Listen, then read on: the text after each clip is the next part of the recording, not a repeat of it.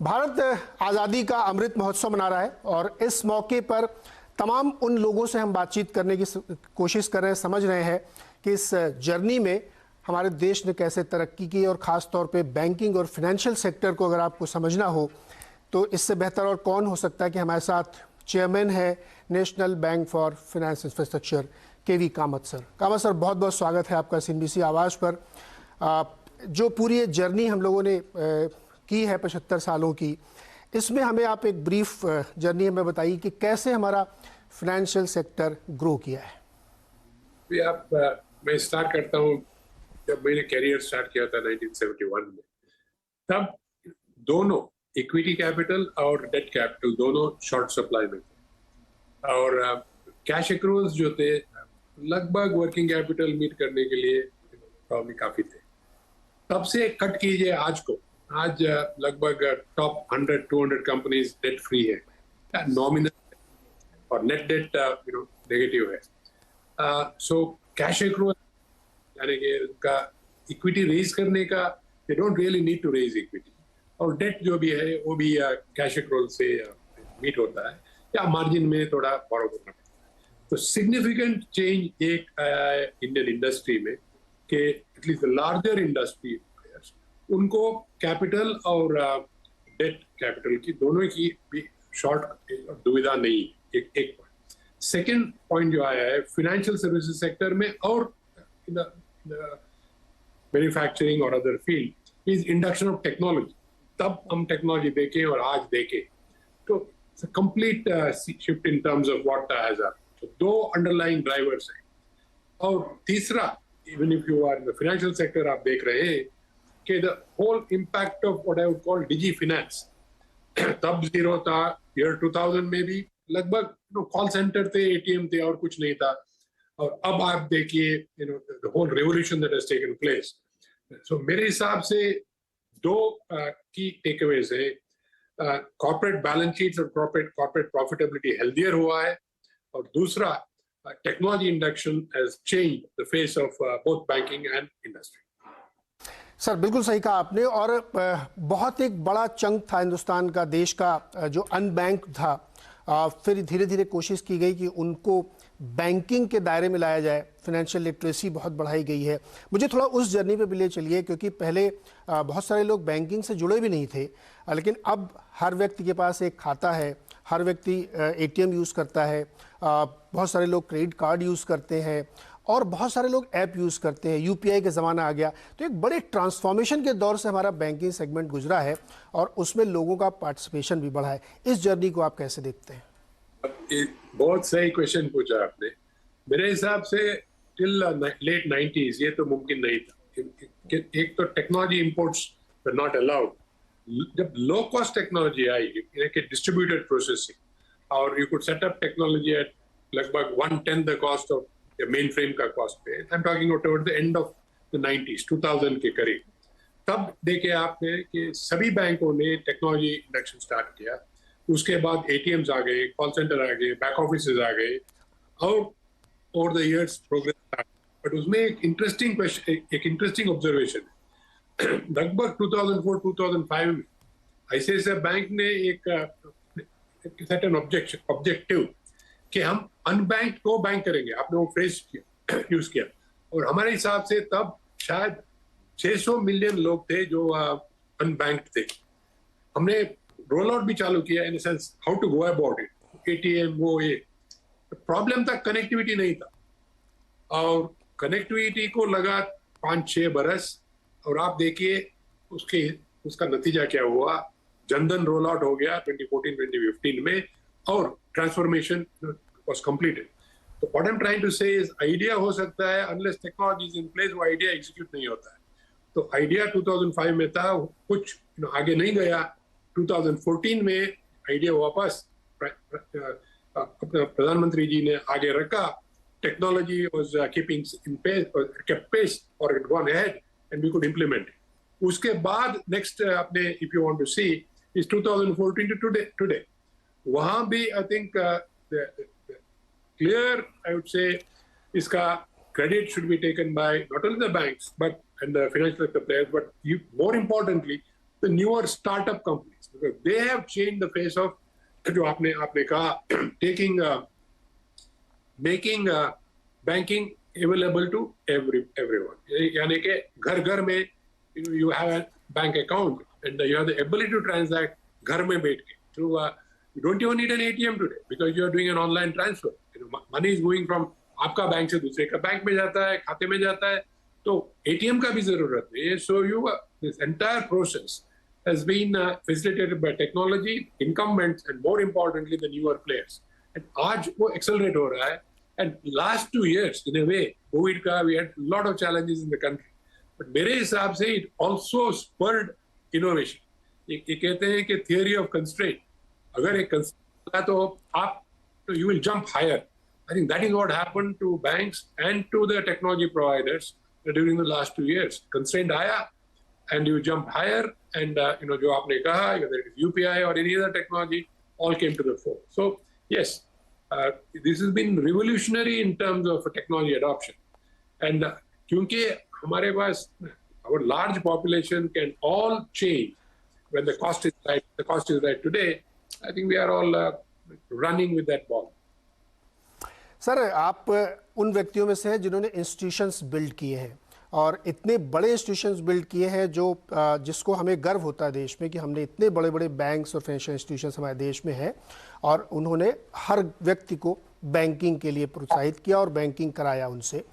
जब आपने अपना करियर शुरू किया था, क्योंकि ये जर्नी आपकी भी है इस फाइनेंशियल इंक्लूजन की और अमृत महोत्सव की, तो जब आप यंग थे, आपने अपना करियर शुरू किया तो तब डिफरेंट ड्रीम्स आपको लगते होंगे, और आज जिस तरह से हम देखते हैं तो हमको थोड़ा सा उस जर्नी में ले चलिए कि आपको लगता था कि आज जो आप देख रहे हैं वैसा हो पाएगा, या आपको लगता था कि इससे भी बड़ा कुछ आपने देखा था. थोड़ा आपकी जर्नी को मैं थ्रू करना चाहता हूँ. मैं 1971 में से 2 मिनट में आपको बोलूं कि तभी ये दिखता नहीं था कि हम यहाँ पहुंचेंगे, क्योंकि हमको बेंचमार्क नहीं था कि कैसा ग्रो हो जाएगा from where we are, per capita income, life, and the villages, people, lot in the villages, so much to do. कैसा हो रहा? So we were concentrating on what we could do. यानी कि I started in ICICI Limited, project finance company थी और development bank. ये the opportunity that I saw, मैंने देखा, was post 96 when I came back.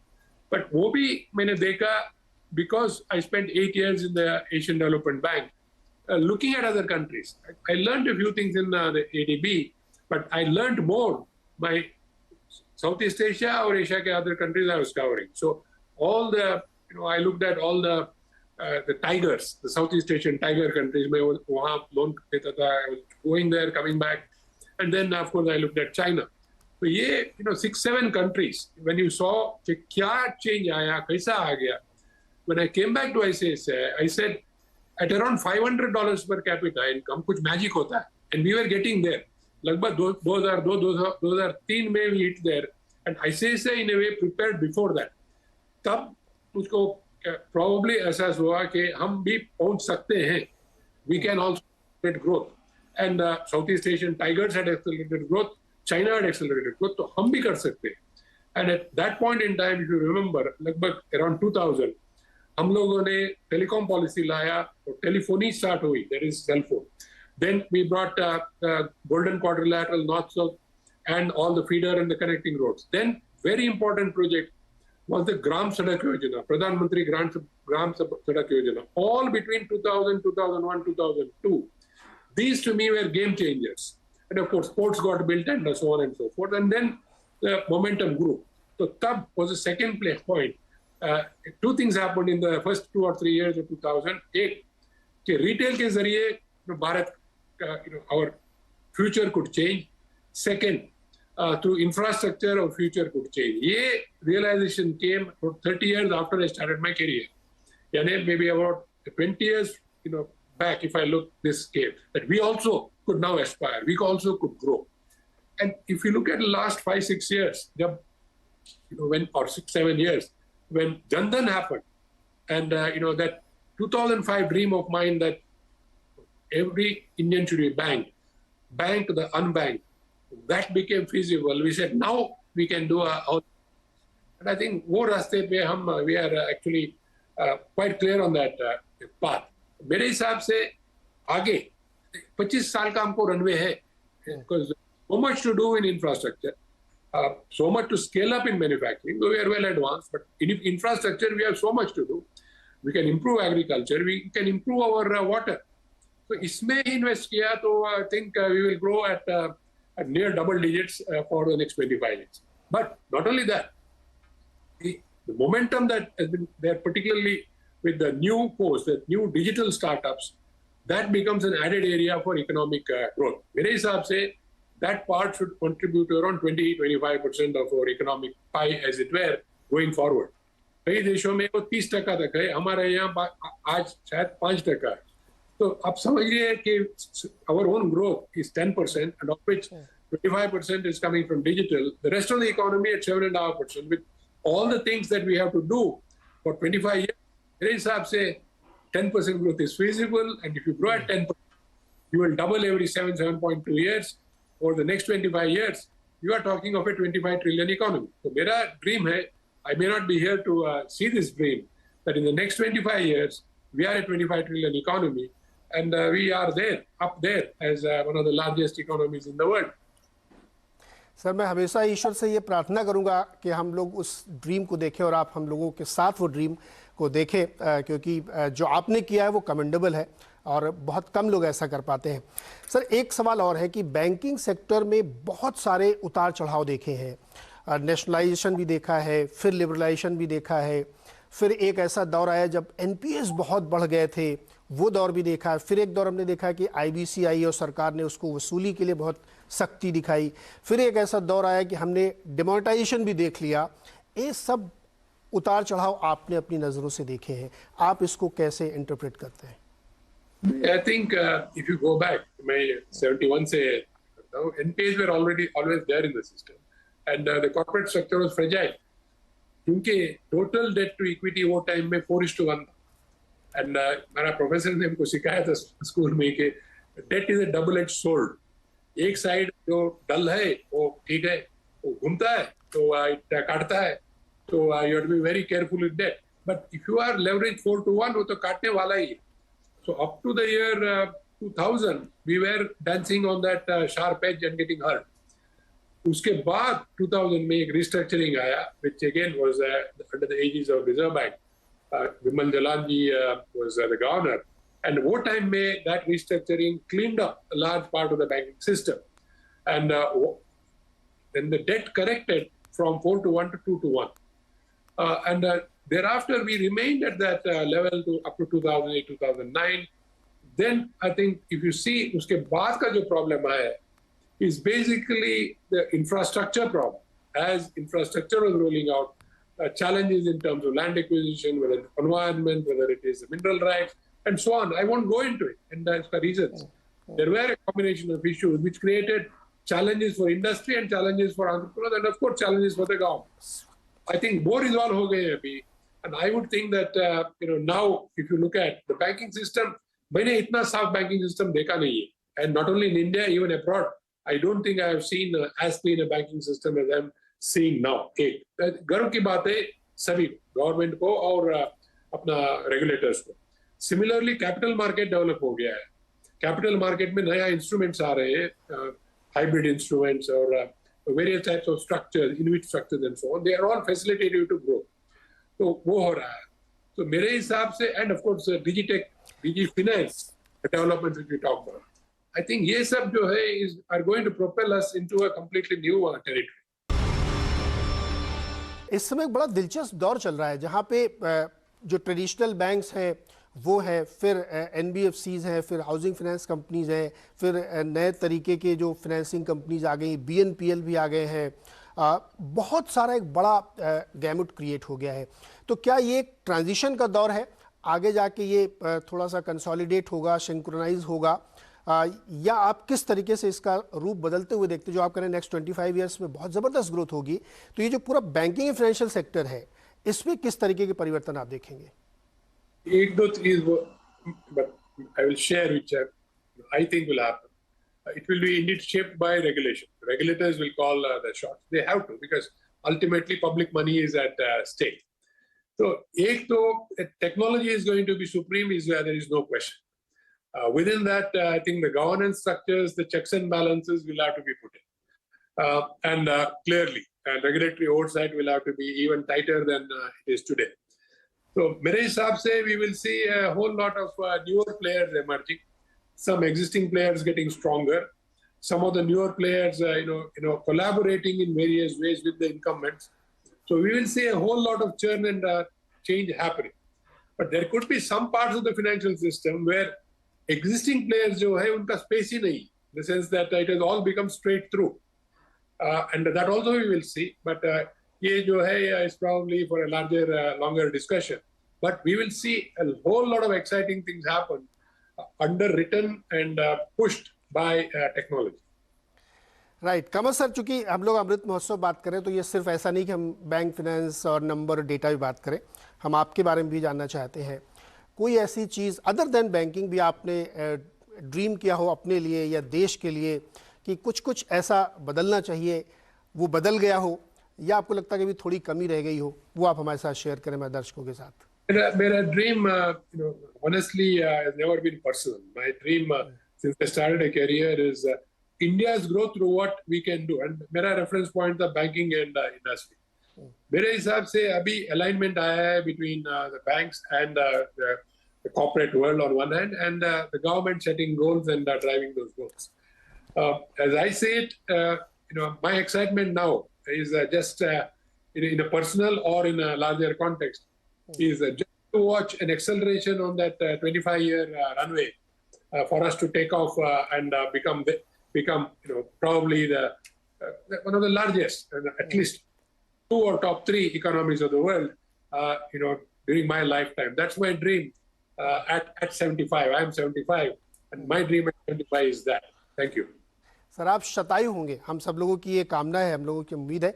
एक लास्ट क्वेश्चन सर और बनता है, क्योंकि बहुत सारे आजकल दो यंगस्टर्स आए हैं, एंटरप्रेन्योर्स आए, वो ड्रीम करते हैं, बड़े बड़े सपने देखते हैं, और वो सपने जब देखते हैं तो बहुत सारे नए काम करते हैं, टेक्नोलॉजी से बिल्कुल लैस है वो, और वो आप जैसे लोगों को भी देखते हैं, उनसे सीखते हैं।